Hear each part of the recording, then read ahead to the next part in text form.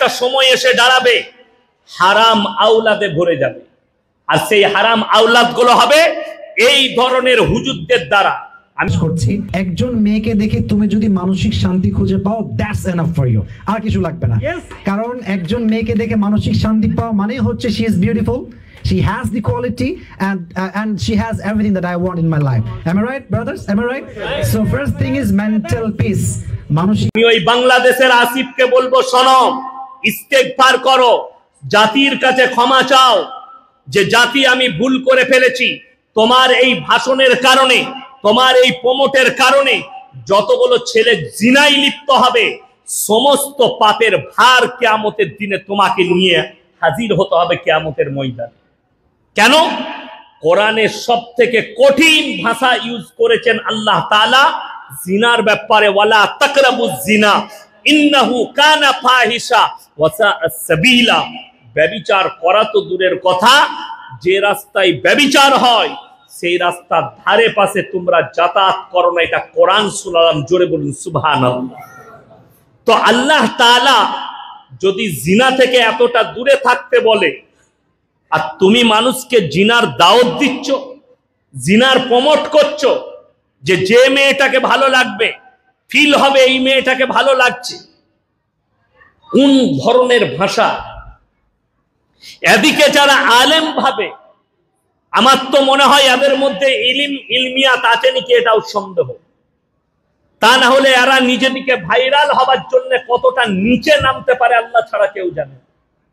Viral হতে চাও, সব থেকে বেশি ভাইরাল হবে তুমি 12 মুন্ডা পড়ো আর নেড়া হয়ে ঘুরে বেড়া, লোকে তোমাকে বেশি চিনবে। বড় কষ্টের বিষয়। শুনেলেন হে আমার যুবক যুবতীরা, যারা আমার ভাষণ শুনছেন, কিয়ামতের ময়দানকে ইয়াদ করো। কিয়ামত কিন্তু আপনার দোরগোড়ায় হাজির হয়ে গেছে। তার আলামত গুলো বলে দিই। হারাম আওলাদের সমাজ ভরে যাবে। একটা জিনিস আমাকে যদি জিজ্ঞেস করেন, আপনি ইয়াসিন ভাই আপনি কে, তো আমি কি বলবো? আমি একটাই কথা বলবো,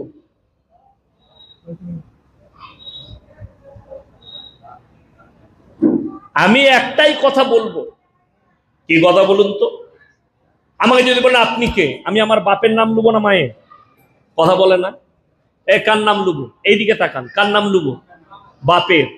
আমাকে যদি বলেন কে, আমি বলবো আমি মৌলভী শওকত আলী মাজাহিরির ছেলে। আপনাদিকে যদি কেউ কি জিজ্ঞেস করি আপনি কে, আপনি বলবেন লোহাপুরে অমুকের ছেলে আমি, বাপের নাম বলবে, বলবে না? বলবে না। যদি বাপ মারা যায় তাও বলবে আমি মৃত অমুকের ছেলে, বলবে না? বলবে না? ওটাই বলবে।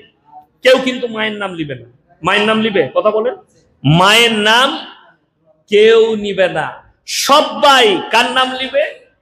বাপের নাম।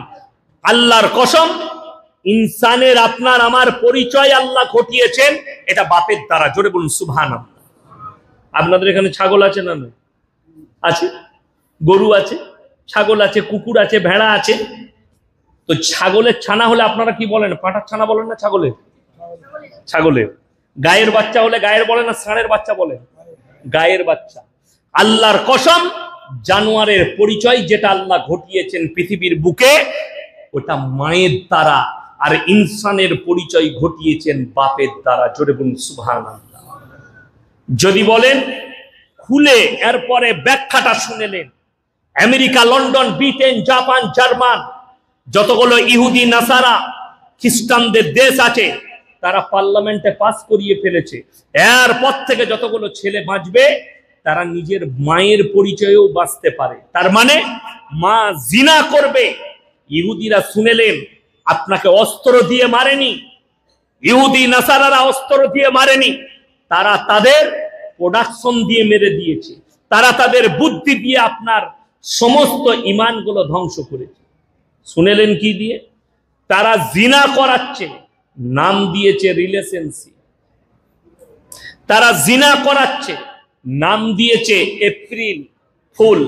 তারা জিনা করাচ্ছে, নাম দিয়েছে 14ই আপনার ফেব্রুয়ারি, রোজ ডে, কিস ডে। এগুলো সব এক একটা জিনার দিন। তারা এই প্রোডাক্ট গুলো বার করেছে, অথচ মুসলমানরা এটাকে জিনার দিন হিসাবে ইউজ করে।